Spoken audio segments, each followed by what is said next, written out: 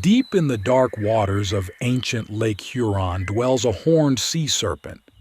For hundreds of years, the local Ojibwe have known of its existence. They call it Mishabeshu, or the Great Lynx, a creature so fearsome it is said to reach right through the frozen solid lake to snatch innocent victims through the ice, which it then drags to its submerged cave lair to devour.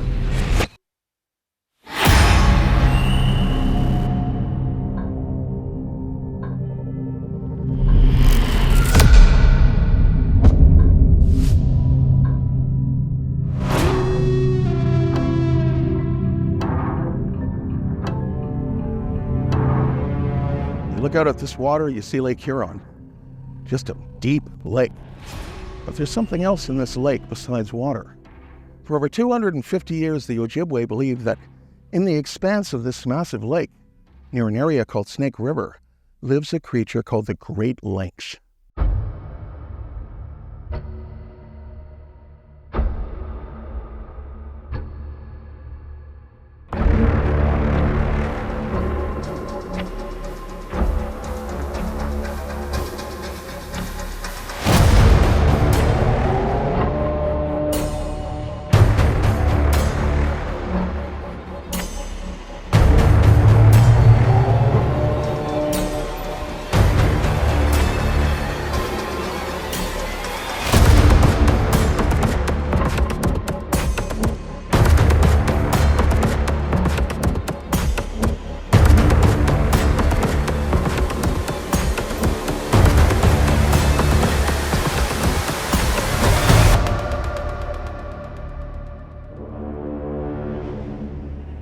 Lake monster, that isn't your typical serpent. It's not something with a head of a dinosaur and a long thin body of an eel. It's weird.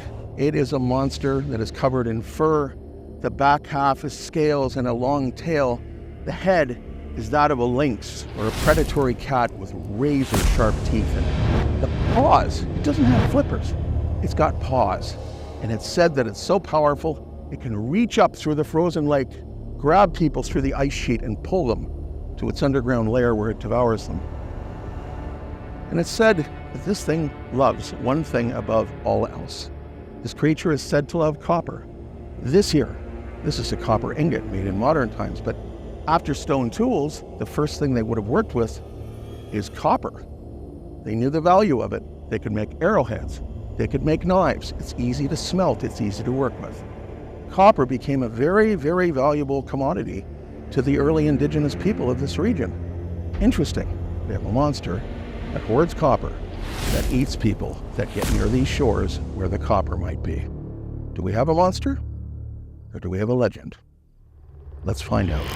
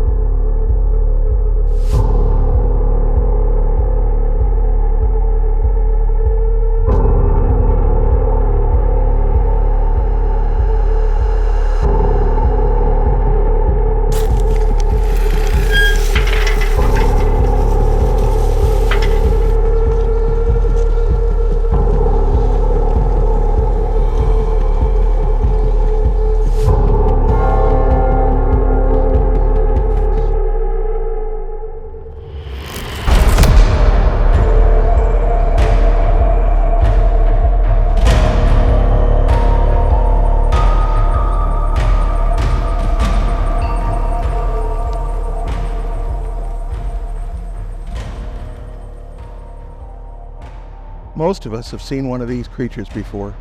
A mythical creature made out of stone, or in this case concrete. Nowadays we use them in our gardens. But in medieval times, these mythical creatures, they were carved out of solid stone, and they were a heck of a lot bigger, something like this to 8 feet tall. You'd see them on the top of cathedrals, cathedral spires, battlements on the top of castles. And why would they have these things? Well, they had them to scare the heck out of people. They were designed to scare the heck out of the enemy. You're about to lay siege to a castle, and you look up, and not only is the castle full of guys with weapons pointed down at you, you see these things lining the wall. And this isn't just an animal. This isn't a lion or a tiger. It was this: horns, pointed ears, the face of a demon, on the back wings to allow it to swoop down and grab its prey. And you could imagine this thing just swooping down from the battlements and plucking soldiers off the field. And on the feet, you have cloven hooves, just like the devil himself. These terrified people. And you know what's interesting? If you're going to make a monster to terrify somebody, you put elements in from other creatures, horns and hooves and teeth and claws. And that's what the great lynx sounds like to me. If you wanted to make a horrifying monster, and you wanted the great lynx to scare the hell out of people and keep them away, you would make it like a gargoyle. For the ancient people that saw these things back in the medieval times, they thought that these might be the devil incarnate, capable of coming to life. And our great lynx has elements too that simply shouldn't be on any sea serpent, lake monster, or any other animal. And maybe that's what the legend of the great lynx actually is. A legend.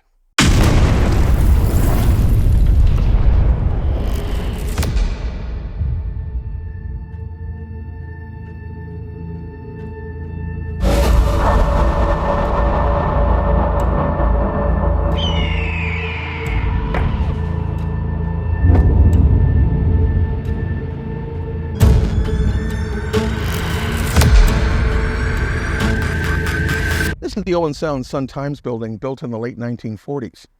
Just after this newspaper was founded, and this building was built in the 1940s, something happened off Flower Pot Island out in the bay here that shocked many people and made a headline story in this paper.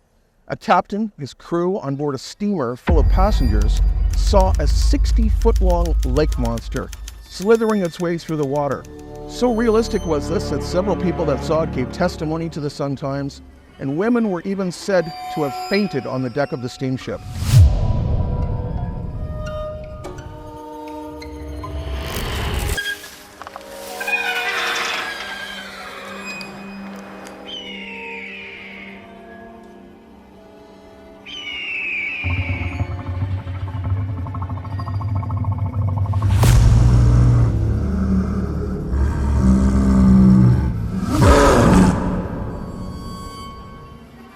One thing that's really interesting about the great lynx, the great Ojibwe lynx, is that this creature doesn't sound like anything we've seen from history at all. We don't have an aquatic dinosaur. We don't have a prehistoric monster. We just have, it sounds like a bunch of animals thrown together to make something truly terrifying. When I think sea monster, I think of something like this. This is a plesiosaurus, this model. And this is your traditional, what everybody expects an aquatic dinosaur to look like. You've got the long serpentine neck, you've got the flippers on the body, the very thick body that gives the humps people see when these things supposedly surface, and the short tail. This sort of an animal here, a plesiosaurus, is nothing like the great lynx. But this is what's most commonly seen by people that believe they've seen sea monsters or lake monsters. And Loch Ness is in fact one of these. We have a composite skull here from a plesiosaurus that we can see here in the matrix. This skull is interesting because it shows the same sort of feature. You've got a long serpentine neck here made of multiple vertebrae. The head is small as well. I mean, the creature could get quite large, but the head isn't this enormous size you'd think the great lynx would have. The great lynx is an animal that is supposed to grab people, pull them underneath by its paws, and then devour them. The teeth on this, not a chance. You look at a plesiosaurus. The teeth are hooked slightly back. They're perfect for grabbing a fish. They're great for crushing underwater mollusks and clams and shellfish. But to take something like this and imagine a plesiosaurus eating a human, that's just not going to happen. Not very easily, anyway. The Indian legend about the mysterious monster goes back hundreds of years. It cannot be that the first evidence of an encounter with a monster dates back only to 1948. To understand the situation, we went to the city archives.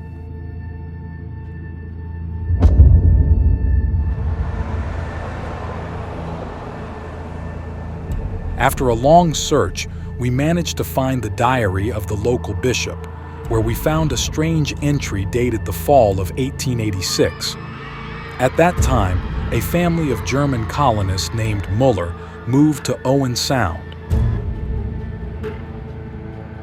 While her father worked on the farm and her mother looked after the house, their eldest daughter Gretchen disappeared on the lake, where she was drawn like a magnet. On September 11, 1886, she went to the lake as usual, but did not return. The search continued throughout the night and the next few days, but everything was in vain. But a week later, Gretchen, as if nothing had happened, appeared on the doorstep. She looked fine, only her dress was slightly wrinkled, as if she had been in water. But soon the family's joy at their daughter's return was darkened by unexpected grief. From that day on, as the priest writes in his diary, she did not utter another word. She just walked quietly along the paths of the city garden and scared the rare visitors with some strange, creepy laugh. And sometimes, sitting down on a bench, she drew the same picture in her notebook, a huge monster covered with thick fur, like a bear and with a tail like a huge fish, and on the monster's ears tassels curled, like those of a lynx.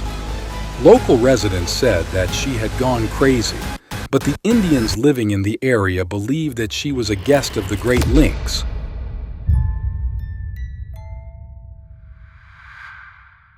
Over here, though, we have the Mosasaurus. The mosasaur, this is a heavy-duty marine predator. This thing would definitely eat a human being. But once again, we've got things that don't jive with the great lynx. You've got flippers, and here's a bone from a mosasaur flipper. But the great lynx has claws. It's got hands like a lynx. So this is a mystery I'm going to have to crack, because none of this right now is making any sense to me at all.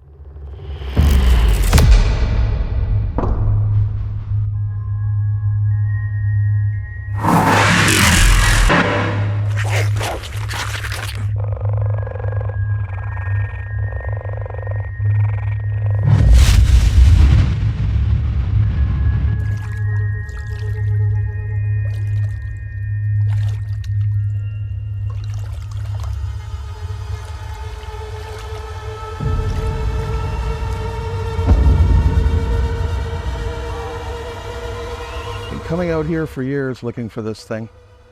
I never used to believe it. I used to come down here and fish. Till one day I was fishing and it was salmon season. And the salmon jump up in the water and you hear this enormous splash. You always hear it, you get used to it.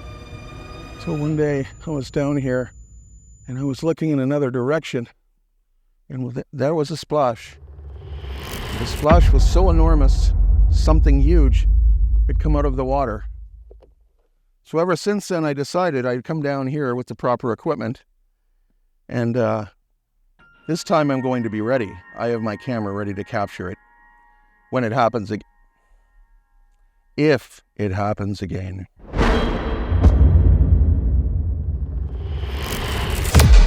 Although Steve is a white man, he was a number of years ago adopted by the Ojibwe French family of the Swan Lake First Nations Band in Manitoba. Steve, like his native family, is a spiritual man who respects nature and the power of legends.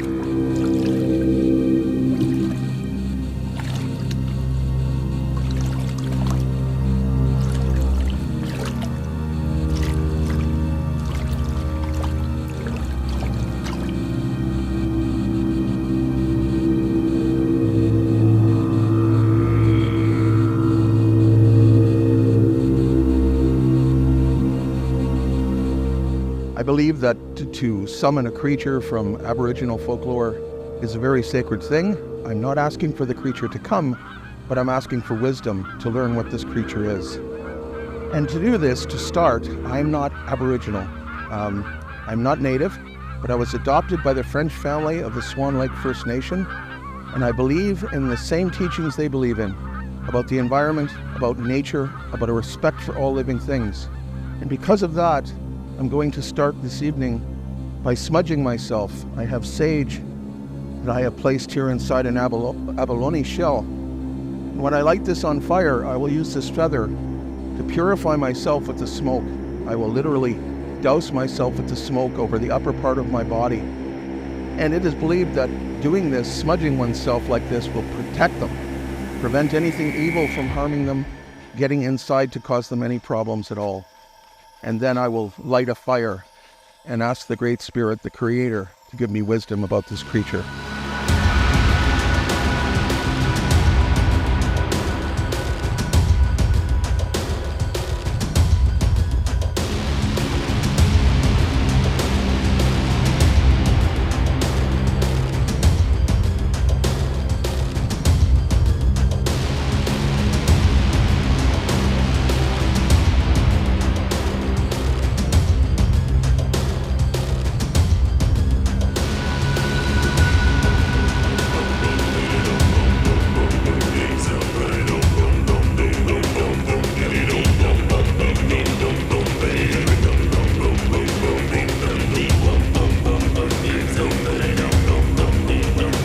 Lake Huron, beautiful and majestic, knows how to keep its secrets. We have yet to unravel what mysterious creatures are hidden in its depths. But one thing is clear, not a single legend is born out of nowhere.